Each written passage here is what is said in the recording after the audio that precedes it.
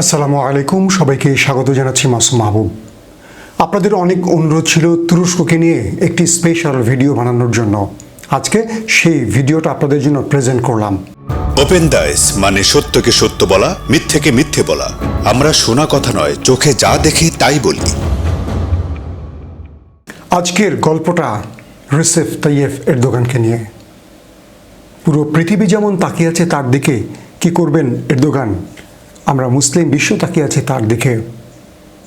একদিকে Greece, France যুদ্ধ বিমান নিয়ে সাইপ্রাসে অপেক্ষা করছে, অন্যদিকে গর্জন করছেন তুরস্কের এরদোগান। যে কোনো সময় বেঁধে যেতে পারে এক ভয়াবহ যুদ্ধ।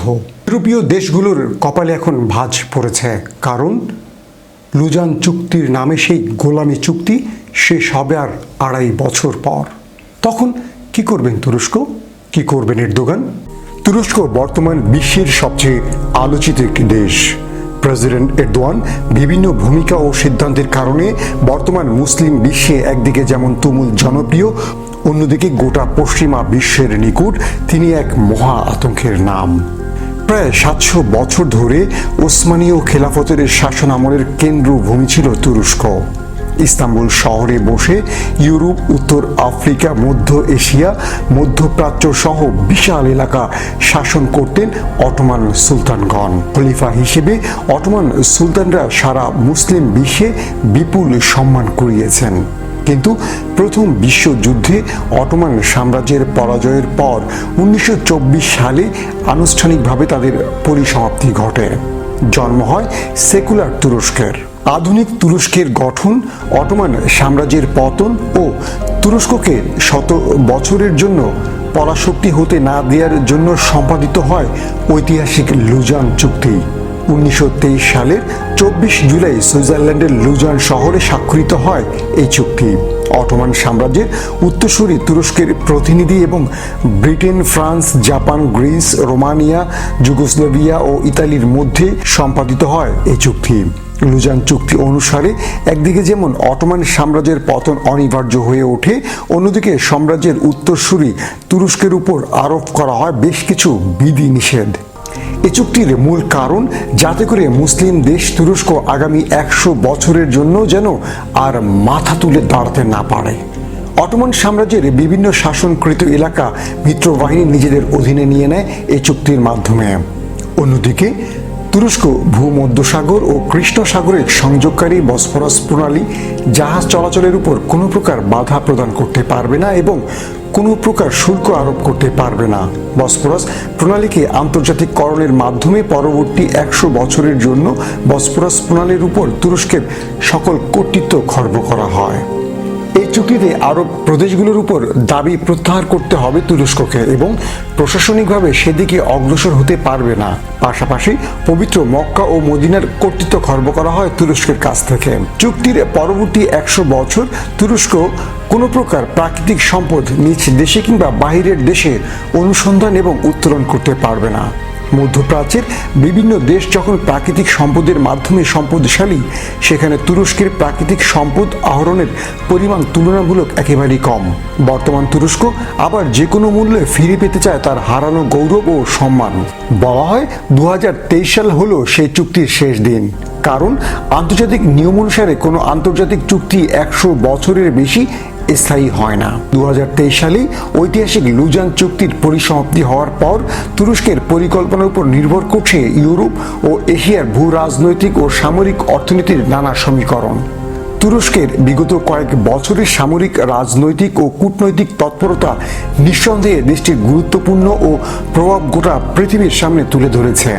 সোমালিয়াতে সামরিক ঘাঁটি স্থাপন, সিরিয়াতে গৃহযুদ্ধে গুরুত্বপূর্ণ শক্তি হিসেবে আত্মপ্রকাশ, আইএস নির্মূলে ইরাকের সামরিক অভিযান, রোহিঙ্গা ও ফিলিস্তিন ইস্যুতে বিশ্ব দরবারের সোচ্চার ভূমিকা, লিবিয়ায় বিদ্রোহী সরকারের বিরুদ্ধে সামরিক বাহিনী মোতায়েন, কাতারে সামরিক ঘাঁটি নির্মাণের মাধ্যমে তুরস্ক বিশ্ব দরবারে পরাশক্তি হিসেবে নিজের যোগ্যতাকে প্রমাণ করেছে।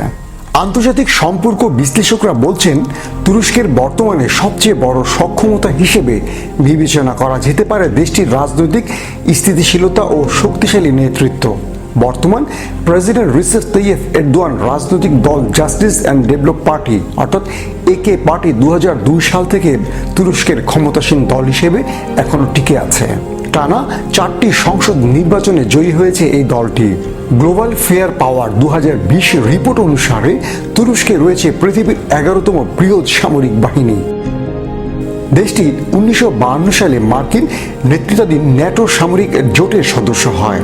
বর্তমানে মার্কিন যুক্তরাষ্ট্রের পরই আকারে সবচেয়ে বড় সামরিক বাহিনী রয়েছে তুরস্কের।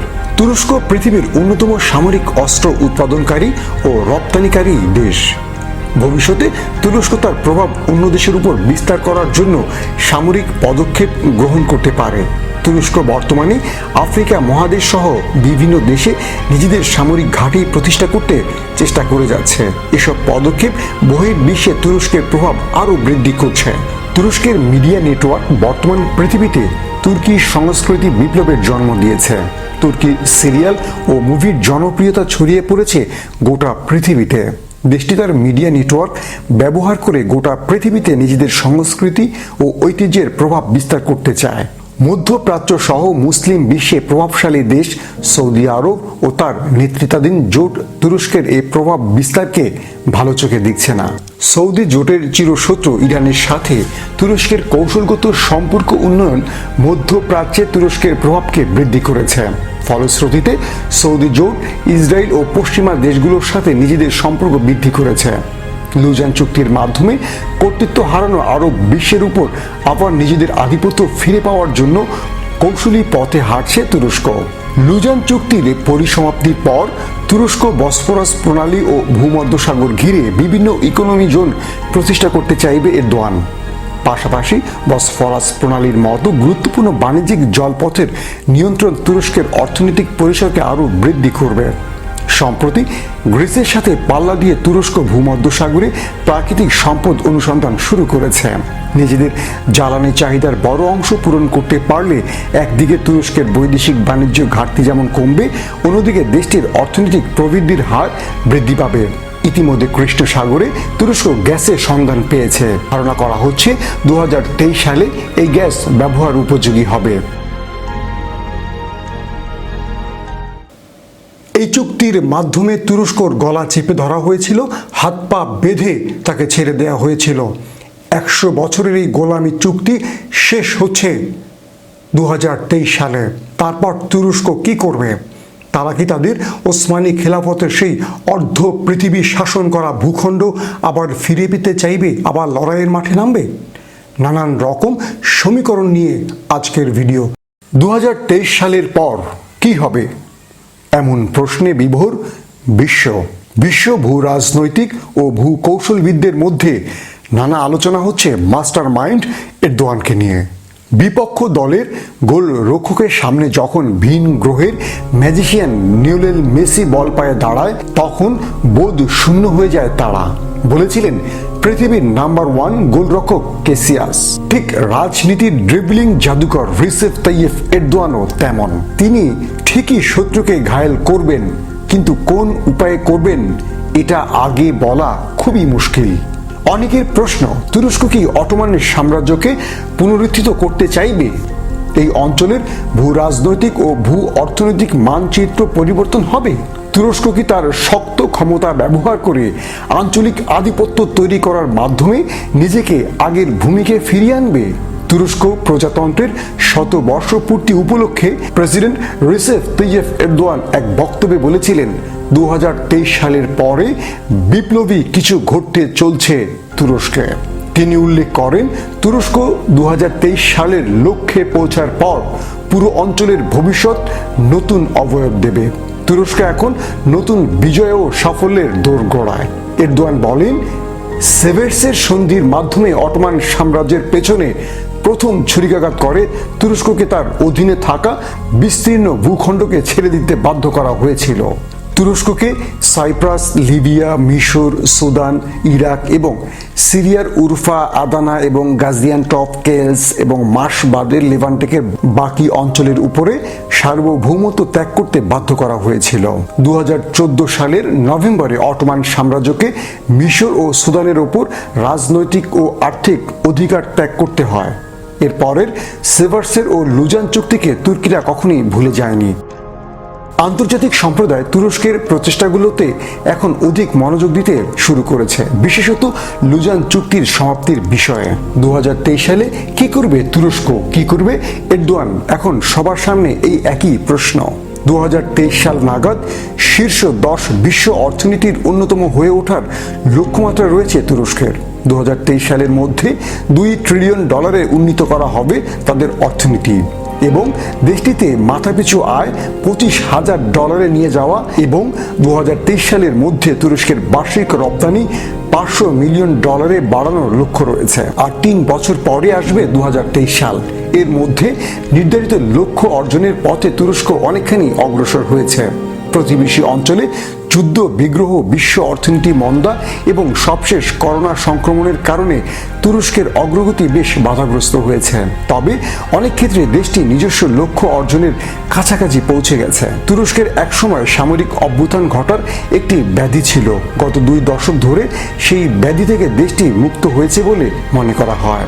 সবশেষ 2016 সালের ব্যর্থ সামরিক অভ্যুত্থানের পর এই প্রবণতা অনেকখানি কমে এসেছে বলে ধারণা করা হচ্ছে। অনেক সমালোচক মনে করেন মধ্যপ্রাচ্যে তুরস্ক ওসমানী খেলাফতের পুরনো সাম্রাজ্যকে ফিরিয়ে আনতে চাইছে। এই অভিযোগ এনে মধ্যপ্রাচ্যে মিশর, সৌদি আরব, বাহরাইন ও সংযুক্ত আরব আমিরাত সমন্বয়ে একটি অক্ষত তৈরি করা হয়েছে, যার সাথে ইসরায়েলের রয়েছে ঘনিষ্ঠ যোগসূত্র। এ কথা সত্যি যে লুজান চুক্তির মাধ্যমে চূড়ান্তভাবে তুরস্ককে সংকুচিত এক দেশে পরিণত করা হয়েছে। এমনকি মুসল, ইদলিব, আফরিন, রাকার মতো তুর্কির ঐতিহাসিক শহরকে তুরস্ক থেকে বিচ্ছিন্ন করা হয়েছে। লুজান চুক্তির অবসানের পর এসব এলাকাকে তুরস্ক তার মানচিত্রে যুক্ত করতে পারে বলে অনেকেই ধারণা করছেন। এজিয়ান সাগরের তুর্কির দ্বীপ যেগুলো গ্রিসকে স্থানান্তর করা হয়েছে, সেগুলো আবার তুরস্ক নিজ নিয়ন্ত্রণে নিতে পারে বলে মনে করা হচ্ছে। সাইপ্রাসের ব্যাপারে তুরস্ক আবার আগ্রাসী ধরনের পদক্ষেপ নিতে পারে বলে মনে করা হয়।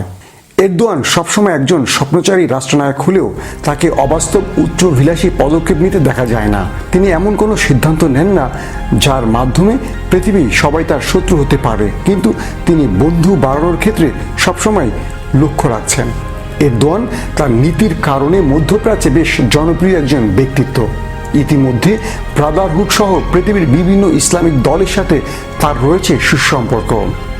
এরদোয়ানের পররাষ্ট্র কৌশল পর্যবেক্ষণে মনে হয় তিনি বিশ্ব শক্তির সাথে ভারসাম্য রক্ষা করেই এগিয়ে চলছেন। তিনি মুসলমানদের স্বপ্ন যেমন পূরণ করবেন, তেমনি শত্রুকে কোনো রকম আঘাত করার সুযোগ দিতে চাইছেন না। 2023 সালের পর বলা যাবে তুরস্ক কি করছে এবং মুসলমানদের স্বপ্ন কতটুকু পূরণ করতে পারবেন রিসেপ তাইয়েপ এরদোয়ান। 2023 ওসমানী খেলাফতের ভূখণ্ড ফিরে পাবার ডেডলাইন। 100 বছর পর তুরস্ক আবার নতুন করে উজ্জীবিত হবে। তুরস্ক কি খেলাফত রাষ্ট্রে ফিরে যাবে? তুরস্ক কি তার হারানো গৌরব ফিরে পেতে ওসমানী খেলাফতের সেই হারানো ভূখণ্ডের জন্য আবার লড়াইয়ের মাঠে নামবে? পৃথিবীর শক্তিধর রাষ্ট্রগুলো যেমন তাকিয়ে আছে এরদোগানের দিকে, তেমনি মুসলিম বিশ্ব তাকিয়ে আছে এরদোগানের দিকে। আজ পৃথিবীর মুসলিম রাষ্ট্রগুলো প্রধানত 2 ভাগে বিভক্ত হয়ে পড়েছে।